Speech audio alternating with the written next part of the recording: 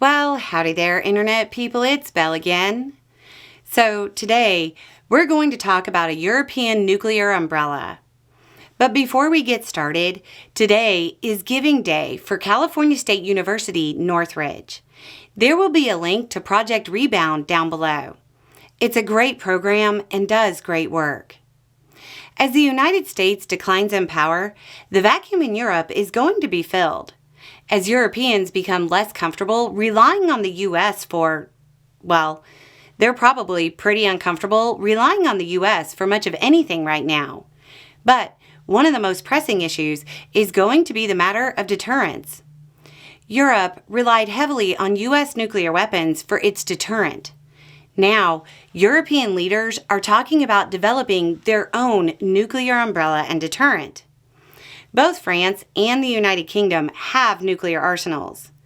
President Macron of France is signaling he is very open to the idea, saying that if other European nations, quote, want to move towards greater autonomy and deterrence capabilities, then we will have to open this very deeply strategic discussion.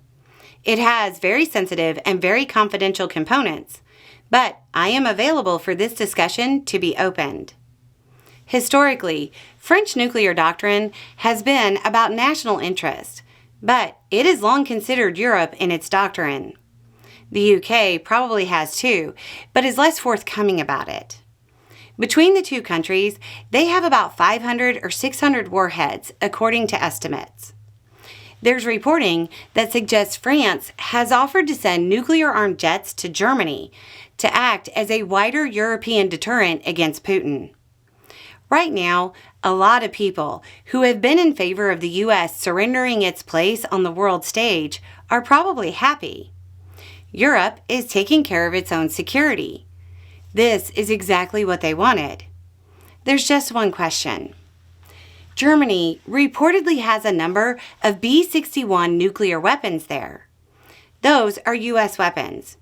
You know, the nifty dial-a-yield ones that can be set to be around a third of a kiloton, up to like 340 kilotons. For the uninitiated, that's the difference between what would be called a tactical nuke and something that would level a city of 200,000 or so. If Germany is getting their nuclear deterrent from France, why should they let us keep our nukes on their soil? I know. You're going to say that's for their protection. And sure, it helps them. But does the U.S. ever do anything out of the goodness of its heart? The U.S. reportedly has a few hundred nuclear weapons in Europe that we know of, and that adversarial nuclear powers know of too. Which means that scenario in the 1980s movie Red Dawn couldn't actually happen.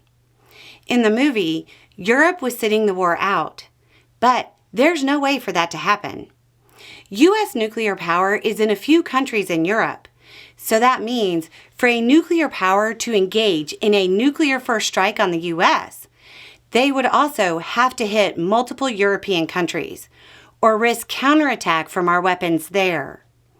That's an advantage the U.S. doesn't have anymore if Europe develops its own nuclear umbrella. When foreign policy people say the U.S. and European security is tied, that's what they mean. It's almost like the U.S.-European relationship is way more complicated than the sound bites, and it can't be summed up by looking at a defense expenditure sheet. I'm curious. What's the dollar amount value of risking nuclear annihilation throughout the Cold War so the U.S. could maintain a wider second strike capability? This is just the tip of the iceberg. The United States is about to lose force projection capabilities all over the world, and there will be more powers jockeying for dominance. The world will become a much more dangerous place. Don't forget to check the link below. Anyway, it's just a thought. Y'all have a good day.